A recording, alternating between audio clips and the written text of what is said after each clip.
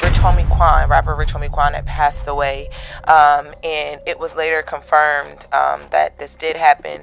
So I spoke to a source close to the family who said that, you know, his family was devastated. They were trying to figure out, yeah, like what happened. After a few days of silence, Homie Quan's family is finally speaking out about the tragic loss of the Atlanta legend. The streets have been buzzing with rumors and speculation, but now Quan's father has come forward to clear the air and reflect on his son's life, legacy, and the heartbreaking events surrounding his passing. From their tight-knit relationship to the final conversations they shared, this is the real story from the ones who knew him best.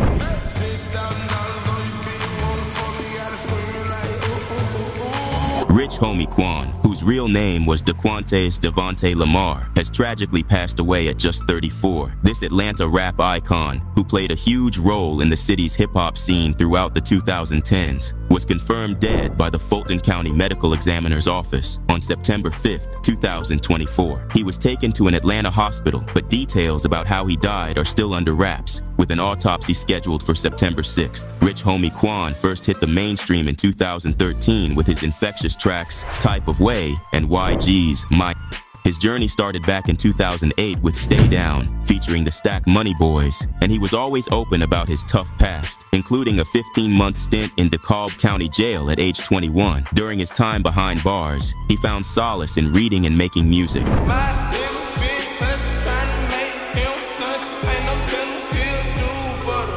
After getting out, Quan dropped a string of mixtapes like I Go In on Every Song and Still Going In, Reloaded, keeping his hustle strong. His 2013 hit Type of Way went gold and got remixed by big names like Jeezy and Meek Mill. The track was followed by more bangers like Walk Through with Problem and Flex in 2015, the latter becoming famous for its viral dance. As part of Rich Gang, led by Birdman, Quan shone on tracks like Lifestyle with Young Thug. He also teamed up with Gucci Mane, Trinidad James, 2 Chainz, Migos, T.I., and Lil Uzi Vert throughout his career. In 2018, he released his debut studio album, Rich as in Spirit. Lamar, the oldest of 3 siblings, was known for his love of baseball, poetry, and Boy Meets World. Just a day before his passing, he chatted with a young reporter, joking about feeling old and sharing his excitement about his music. He was passionate about his craft and eager for his fans to appreciate it, though he hadn't set a release date for new music yet, planning to drop before his birthday on October 4th. Here's what we know so far. Homie Quan was found unresponsive at his place, with his girlfriend discovering him after a routine school drop-off. She noticed he wasn't breathing and called 911 right away. There have been rumors about his past struggles with addiction, but nothing has been officially linked to his death yet. The news has hit the hip-hop community hard, with tributes pouring in from artists like Boozy Badazz and Lil Kim. Quan's passing has reignited discussions about the heavy losses in Atlanta's music scene. As of now, we're waiting for more details from the official autopsy report to get a clearer picture of what happened. Do you guys have any idea of what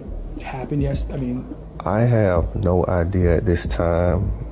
Basically, I'm waiting on the toxicology report. I don't know. I don't know. When I got there, he was being brought out on a stretcher. And once they went to the hospital with my son. Homie Quan's father recently opened up about his son's tragic passing, sharing his thoughts on what happened and how he's coping with the loss. He's still waiting on the toxicology report and doesn't want to jump to conclusions, saying, I'm like everybody else. I have to wait and see. The uncertainty is heavy, and he admits he doesn't have any answers yet. The moment he got to the scene, his son was already being taken away on a stretcher, and his immediate reaction was to go inside and start praying. He's a man of principles, so he's determined to stick to the facts, refusing to speculate. They went to the hospital with my son. I immediately went in the house and started praying. I don't know. I'm like everybody else. I have to wait and see. I don't want to speculate. I stand on principles. I stand on values. I won't lie. I won't lie. Their relationship was more than just father and son. It was deeper. They called each other best friends, and they spoke multiple times a day. The day before he passed, we were on the phone 11 times, he shared, highlighting the bond they had built over the years. Having grown up without his own father, he made sure to be fully present in his son's life from day one. We had a unique relationship because we were father and son. But we had a like he called, well, we called each other my best friend. We spoke daily. We spoke several times. The day before he passed, I looked at my phone. We was on the phone like 11 times. Wow. We had a bond. You know, we had a bond. Like, I grew up without my father. So I knew that if I ever had kids, I was gonna be in their lives. And I've been in his life since day one up until he passed. So yeah, we had a unique bond, you know. He also was a father, right? Rich Homie Quan was also a father, leaving behind 4 kids. His dad talked about how he was just starting to embrace fatherhood, even saying, "Dad, I'm getting this parenting thing down now." This past summer, he had all his kids with him for about 30 days, and his dad believes that maybe God knew something was coming. He has 5 kids. I have 4 grandsons and 1 granddaughter. And he just starting to gravitate to being a father. We had just had a conversation and he told me, "Dad, you know, I'm getting this parenting thing down now." Mm-hmm. And he was like accepting it. And it's crazy because this past summer, he had all of his kids with him. And he was happy because I don't think he had ever had just all of them over a course, like they were there for like 30 days. And he had them, you know what I'm saying?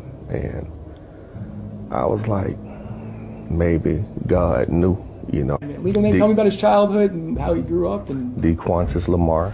Reflecting on his son's life, he remembered how Quan grew up in East Atlanta, playing football and baseball. He had a scholarship but ended up coming home after getting homesick, landing in some trouble, and going to jail. After that, he decided to pursue a rap career, despite his dad encouraging him to go to engineering school. I was like, you know, that's a slippery slope, his dad said, but Quan stuck to it and eventually made it big. He grew up, in Decatur over in East Atlanta, played football and baseball, all coming up out of Old National. Played baseball up until his 12th grade year at McNair. Had a scholarship, got there, say he got homesick and came home.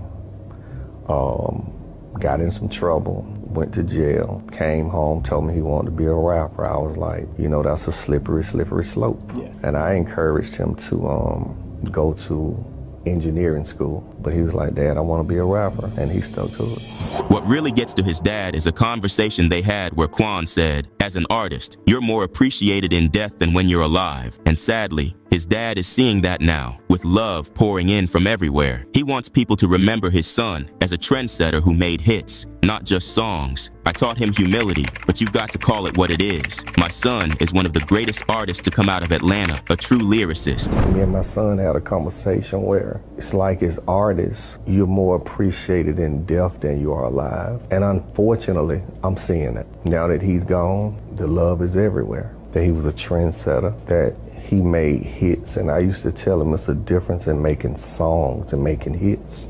And he made hits, and I know that his music will live on forever. And I know as far as the city of Atlanta goes, he's a legend. I taught him humility. I taught him to stay grounded, but you have to call an ace and a spade a spade. And my son is one of the greatest artists that came out of Atlanta, a true lyricist.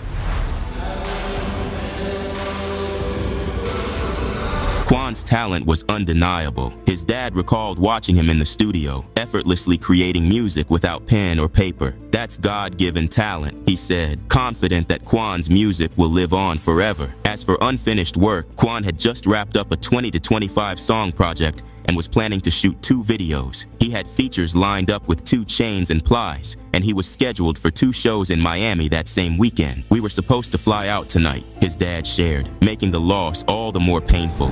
We had just completed, I think it's 20 or 25 song project, and we were in the process of scheduling, shooting 2 videos off the project, a feature from 2 Chainz and a feature from Plies.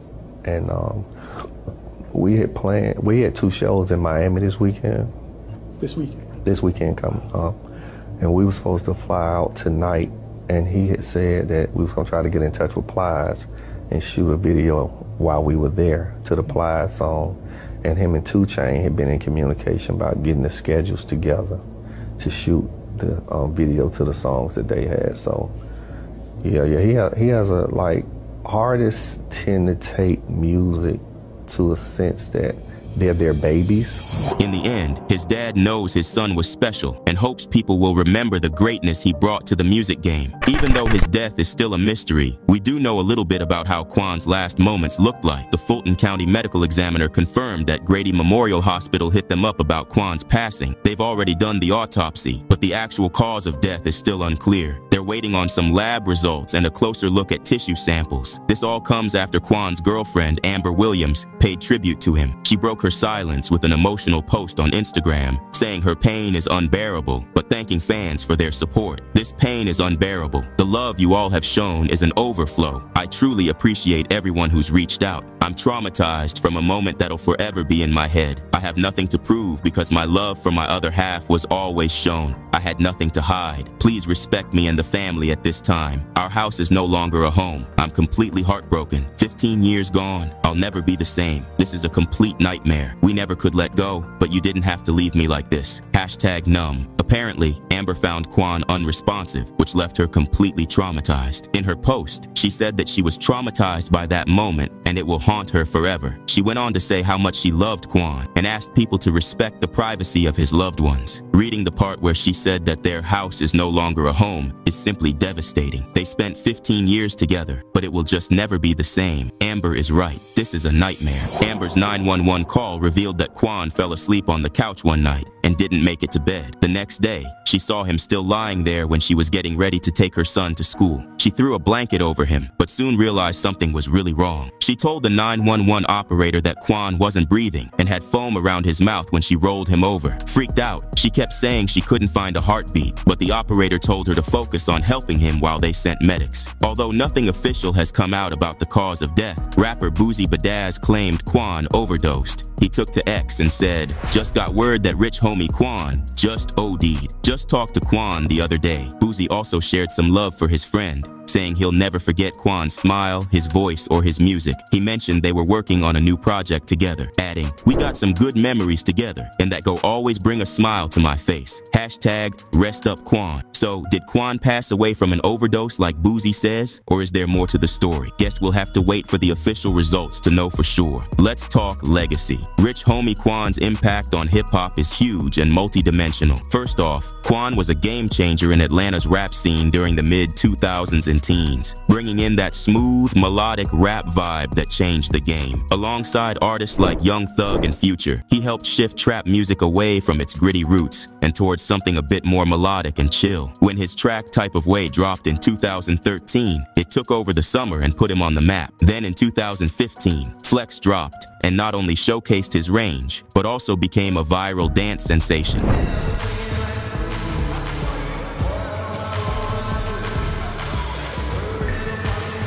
Quan also made waves with his Rich Gang crew, especially on the track Lifestyle with Young Thug, which really set the tone for a new sound in rap.